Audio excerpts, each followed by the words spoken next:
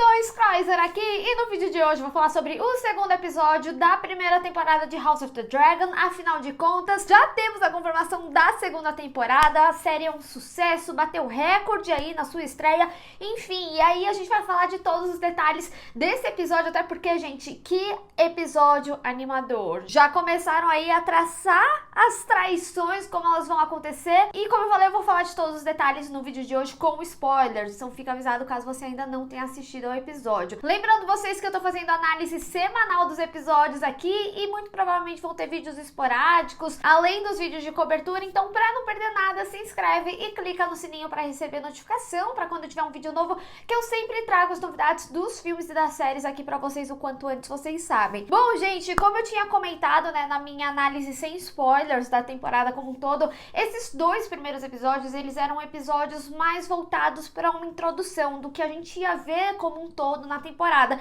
E eu acho que aqui esse segundo episódio, ele pontua e finaliza muito bem essa introdução, porque você já começa a entender como que as alianças vão sendo formadas, como que possivelmente as traições podem acontecer, a gente já vê uma movimentação aí que é interessante. Na realidade, algumas traições já estão começando a acontecer, né? Mas uma coisa que a gente não pode esquecer é um aspecto que eles destacam desde o primeiro episódio, quando eles introduzem ali toda a história, quando eles mostram o conselho falando que só um Targaryen poderia batalhar contra um Targaryen. E a gente vê exatamente aqui como que isso vai se dar aí pro caminho pra gente acompanhar a história da temporada. E, gente, não podia deixar de falar, finalmente tivemos a vinheta. Eu já tinha falado dessa vinheta, gente, desde o meu primeiro vídeo, porque vocês estão perguntando incessantemente. E na análise do primeiro episódio, eu tinha comentado que eu não acreditava que a vinheta seria só o brasão ali, né, douradão, que apesar de estar muito bonito, a gente sabe que uma série que acaba trazendo tantas referências de Game of Thrones não deixaria algo que é tão icônico como a vinheta. E aí a gente vê nesse segundo episódio. E assim, né, gente, essa apresentação chocante. Primeiro que veio com o som icônico de Game of Thrones, me pareceu um pouquinho diferente da versão que a gente conhece. Talvez fosse a versão que a gente viu nos créditos do final do primeiro episódio. Mas assim, numa forma geral, né, a gente vê esse banho de sangue, só que cada símbolo ali representa um Targaryen. Tanto que a gente consegue ver, por exemplo, a coroa ali do Viserys, também o colar da Rhaenyra. É muito interessante observar também em um momento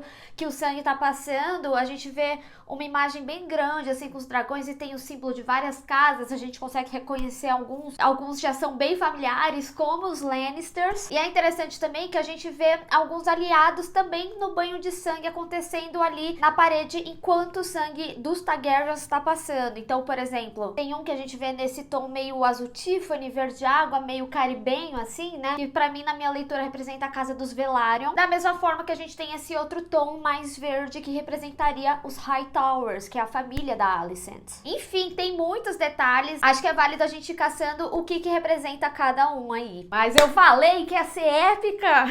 Mas muito provavelmente vou trazer ainda outro vídeo falando só sobre essa vinheta, porque afinal ela foi tão guardada que eu acho que merece um detalhamento aí nela, não deixar só como um fato aí do episódio, porque de fato a vinheta é icônica. Mas falando de guerra como um todo, por isso que eu vou falar vários momentos dessa guerra dos Targaryens só poder ser contra Targaryens, porque afinal de contas a gente tá falando de uma grande força, que são os dragões, né? Tem até aquele momento do Daemon que já vou falar com mais detalhes, que a gente vê que se a Rhaenyra não tivesse ido ali, ninguém teria chance. Então, justamente pelos Targaryen terem ali os dragões deles, fica bem difícil de alguém querer guerrear contra eles. Isso é um tópico que vem ao longo desse episódio em vários pontos, tanto na questão do novo casamento do rei, tanto com relação à guerra do Craghas e também das movimentações que a gente vê ao longo do episódio. Então vamos falar aqui de cada aspecto desse episódio, porque eu acho que ele é fundamental da gente ter o entendimento total, até para entender como que a história se caminha aí na temporada. Logo no início do episódio a gente já começa a ver essa batalha do Craghas, que é uma batalha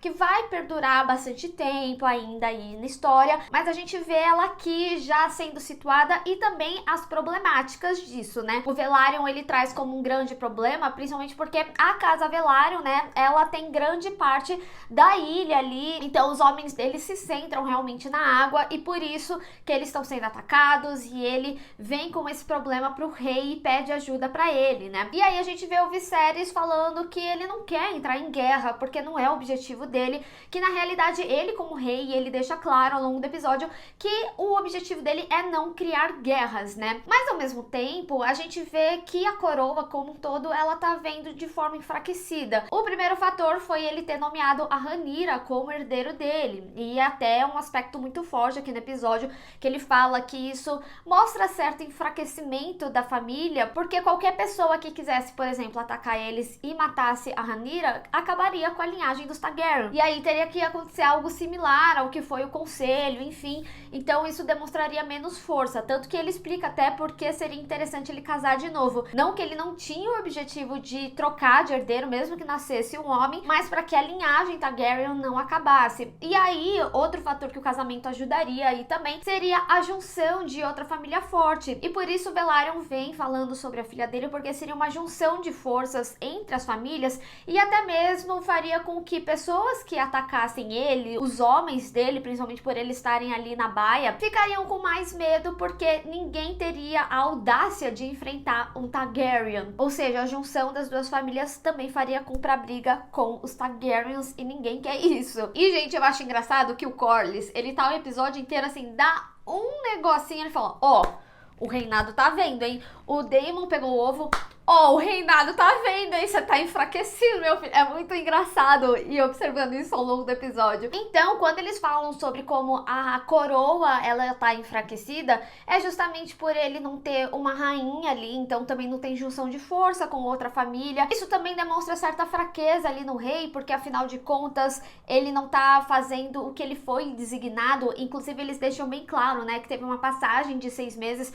Então, no momento final ali, por exemplo, que a gente vê o Daemon roubando do ovo, até esse momento que a gente vê nesse segundo episódio, já teve uma passagem de 6 meses. E, gente, é muito importante a gente observar como que acontece a passagem de tempo aí na série, porque nos próximos episódios vão ter outras passagens, e algumas elas não são tão sentidas quanto nesse episódio que a gente vê eles dialogando, ah, já se passaram 6 meses e tudo mais. Então fiquem atentos aí, até com mudanças de caracterização de alguns personagens. Então tem todos esses fatos, né? O rei ainda não casou, a herdeira é uma mulher, ele não tem outros herdeiros, ou seja, não tem uma família grande, então a linhagem poderia ser interrompida, aliados deles estão sendo atacados e o rei não tá fazendo nada. Então tudo isso demonstra com que ele não tem a força.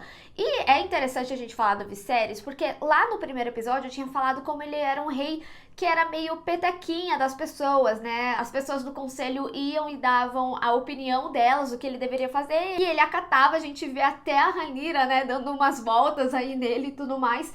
Mas o fato é que aqui eu achei interessante porque ele foi muito convicto com coisas que ele acreditava. Então, por exemplo, quando ele mesmo pede auxílio ou conselho sobre qual mulher ele deveria casar, qual seria a casa que ele deveria casar, ele acaba indo mais pelo coração dele, né? Mesmo que ele não tenha um grande sentimento pela Alicent, porque ele deixa muito claro que ele ainda é muito apaixonado pela Aemma, que nenhuma outra mulher iria ocupar esse lugar no coração dele, mas que ele tinha essa necessidade. E aí a gente começa a ver essa relação da Alicent, como ela é construída desde o primeiro episódio, mas aqui a gente vê o que faz ele tomar essa decisão, né? Porque a gente vê que ela tá ali com ele, faz companhia pra ele. É até engraçado, gente, porque no momento que ele mostra, né, como que ele tinha feito a construção, é o Rei Humildão. Vamos chamar ele de Rei Humildão, porque ele fala, essa maquete aqui não foi nada demais, eu só fiquei 20 anos fazendo. E aí cai o dragão, quebra lá, né? Ele super podia falar assim, não foi nada demais, eu só fiquei 3 meses fazendo só esse dragão. Enfim, mas simbologicamente, né, isso é interessante porque mostra uma tensão que ela teria ali lá na frente, que a gente vê no episódio, e é o que faz ele tomar a decisão, tipo, é uma mulher atenciosa, é uma mulher que tá do lado dele e tudo mais.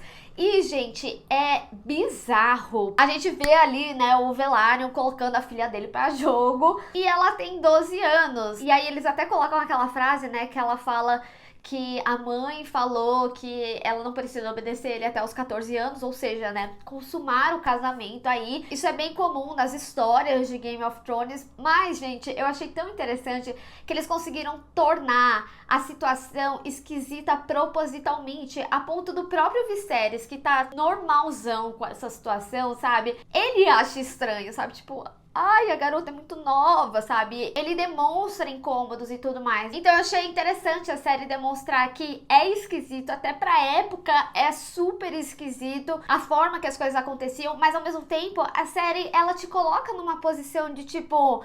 Olha, todo mundo da realeza sabe muito bem o seu papel, porque foi designado, né? Então, eles constroem essa narrativa dupla que eu acho bastante interessante. Equivalente à cena do parto do primeiro episódio, sim, eu sei que comentar de forma aprofundada seria um ponto sensível ali do vídeo, mas ainda assim são situações diferentes, são construções diferentes, e eu gosto como a série constrói essa estranheza aqui também. E isso é interessante até pro casamento da Alicent, né? Porque ela também é menor de idade nesse momento que a gente tá aqui na série, mas o ponto que eu acho interessante também dessa cena é quando ela fala sobre ter crianças, ela sendo uma criança, sabe?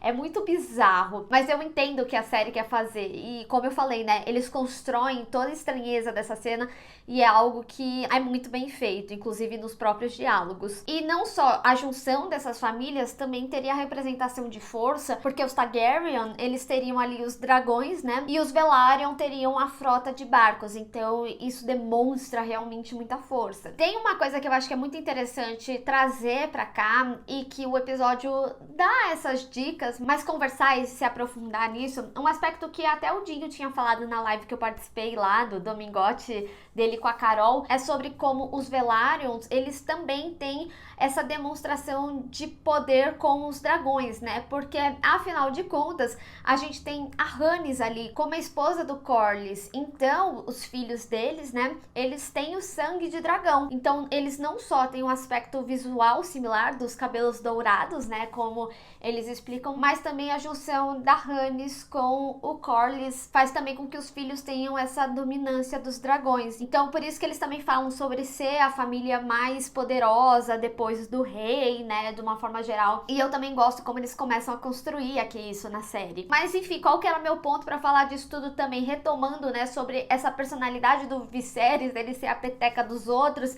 No final das contas, ele acaba tomando a decisão, porque até mesmo um dia antes, ele pede a consideração do conselheiro, ele pede a consideração da Rhaenyra, mas ainda assim, aquele gesto da Alicent dar o dragão, entender que aquilo era importante pra ele e tudo mais, realmente faz com que ele tome a decisão que ele quer, independente de não demonstrar necessariamente força entre famílias ali. Ah, tem um aspecto que eu queria falar também, é muito legal quando ele tá falando da construção, como que representa cada coisa. Então, eu gosto muito também de como Game of Thrones, ele traz essa construção do universo, da representação, da coluna, da construção. Eu acho muito, muito foda e muito enriquecido esse universo. Eles trazem toda a parte descritiva, assim, dos livros pra algo realmente interessante de contexto extra aí no episódio. Então, eu gostei bastante. E tem um outro aspecto que é interessante observar também.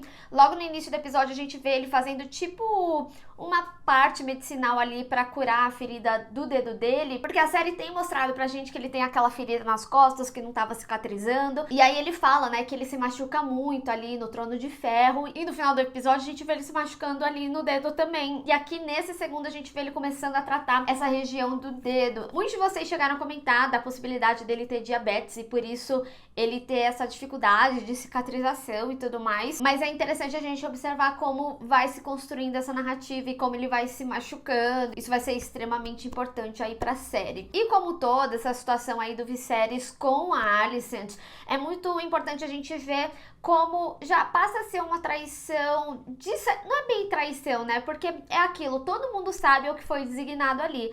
Entretanto, eles têm um momento inicial ali do episódio que a Rhaenyra não deveria saber que eles estavam tendo essas conversas. Até então, eu não sei até que ponto o Viserys estava bem ciente que ele queria casar com ela. Eu acho que, de fato, essa situação do dragão é extremamente importante ali pra ele, pra o entendimento dele. E, lógico, uma boa companhia, dava pra ver que eles tinham diálogos legais ali. Mas a gente vê que a Rhaenyra, ela se sente, sim, traída, né? E eu acho muito interessante falar isso, principalmente porque isso vai ser extremamente importante e a ponta inicial pra entender sobre a relação delas, principalmente quando elas ficarem mais velhas, mas também como a série constrói a relação delas. Lá no primeiro episódio a gente já via que era uma relação bem aproximada. Aqui nesse episódio também a gente vê, né, elas super juntinhas, falando sobre a perda da mãe, como que foi pra cada um, o que é ser mulher. E eu acho interessante também porque muitas pessoas observaram, inclusive meu próprio namorado achava que elas tinham uma relação ali entre elas. E quando eu assisti, a minha leitura foi mais que era justamente pra ter essa construção forte da relação delas, até pra gente ter um entendimento do que acontece lá na frente, de ser realmente uma relação bem intimista. E no final acaba que são as duas coisas, né?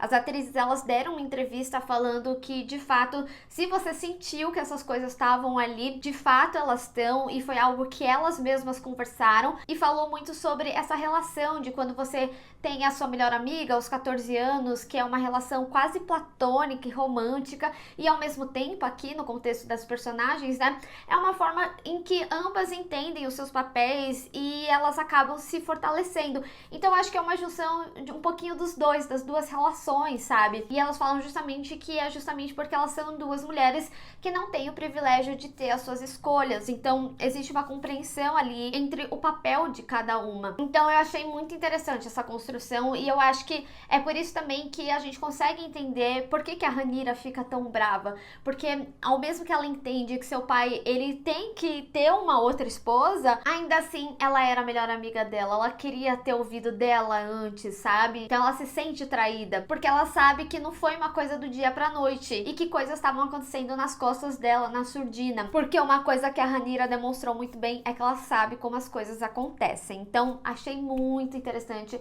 toda essa construção, e como eu falei, essa é a ponta inicial. Observe como é essa relação, como ela é construída. E, gente, tenho que comentar aqui também, não passou batido por mim, não. Quando a gente vê aquela conversa entre a Rhaenys e a Rhaenyra, ela chega a falar, né, que ela, como rainha, ela faria uma nova ordem para que mulheres pudessem ser rainhas, herdeiras e tudo mais. E é interessante essa relação delas. Desde quando eu tive o primeiro contato ali com a série, eu comecei a refletir bastante, porque eu via como elas poderiam ser aliadas por terem posições similares, mas na Rhaenys ainda existe uma frustração por justamente, como a Rhaenyra fala, né, a rainha que não foi, porque ela seria a sucessão correta, né, mas ela também fala verdades duras pra Rhaenyra, que as pessoas dobraram o joelho ali pra ela pela relação com o rei, não necessariamente com ela, porque ela fala, eu vou mudar a ordem porque eles dobraram o joelho pra mim, né. E é interessante isso porque, tendo em vista a Rhaenyra como rainha, como herdeira, e o próprio rei falando nesse episódio que ele não tem intenção, mesmo que nascesse um filho homem, de trocar o herdeiro dele, a gente vê como o final de Game of Thrones foi completamente errado, né? Só queria frisar isso, gente. A gente ainda tá muito sentido, entendeu? Com o final de Game of Thrones. Teve tanta coisa errada que a gente não pode deixar batida essas coisas também. Mas assim, amo esse universo, tá, gente? É só um adendo. E eu gosto, inclusive, como a própria série, ela tem mostrado o caminho que era pra ser desde o primeiro episódio. Não vamos mentir aqui. E lógico, gente, não podíamos deixar de falar do Daemon, porque eu acho que ele tem uma importância muito grande aí nesse episódio. Inclusive, quando a gente tá falando das traições, como elas começam a ser construídas aqui, né? E a gente vê, né, como ele atacou pessoalmente ali os Targaryen, né? Tanto Viserys quanto a Rhaenyra, a ponto dela mesma ir lá buscar o ovo. Primeiro que assim, a Rhaenyra, ela tava louca, né, pra demonstrar força, e eu acho que ela tava certíssima, mesmo o rei também tendo razão, sabe? É interessante porque você compreende os dois lados. Ele fala, você é minha única herdeira, se algo te acontece, eu não tenho herdeiro, sabe? A gente fica enfraquecido e tudo mais. Então, pra vir um aqui e me matar logo depois e não ter mais nenhum Targaryen, 2 palitos. Ou até mesmo o próprio Daemon, né? Que tem demonstrado querer dar o golpe. Mas, o meu ponto é que virou um negócio extremamente pessoal, não só na briguinha de, vou casar de novo. Porque isso é uma demonstração de protesto também, porque quando ele casou com a moça do Vale, foi algo que o rei queria, né? E ele tem esse sentimento de, eu fui exilado, eu não fui ali pra fortalecer e tudo mais. Então, ele vem e fala, eu vou ter o meu segundo casamento, tá? Eu sou um verdadeiro herdeiro, mas o negócio fica muito sério quando ele rouba o ovo do dragão. Achei muito doido que eles passaram 6 meses sem perceber que esse ovo tinha sumido, mas o ovo roubado ali foi o Dreamfire, que seria o ovo designado pro Baelion, que era o herdeiro homem do Viserys, que morreu junto junto com a Aemma ali no primeiro episódio. Porque todo Targaryen, né, assim que nasce um ovo é designado pra ele e o Daemon roubou justamente o que era do Baelion. E aí a Rhaenyra fica pessoalmente ofendida, né? E ela fala assim, não, olha só, se você quiser ser o herdeiro, você vai ter que me matar. Eu sou herdeira. Você vai fazer isso? Então faz aí agora e tudo mais, sabe? E o mais legal dessa cena é justamente o que eu venho falando desde o início aqui da análise do episódio sobre ninguém ter força contra um Targaryen. Até mesmo quando o próprio rei tá falando, ó, tropa, vai lá, busca. Ele fala, meus amigos, eu tenho um dragão, sabe? Tipo, vocês querem virar um churrasco aqui rapidinho? Como que é? E a única que consegue é a Rhaenyra, porque ela afinal também tem um dragão. Então é dragão contra dragão ali,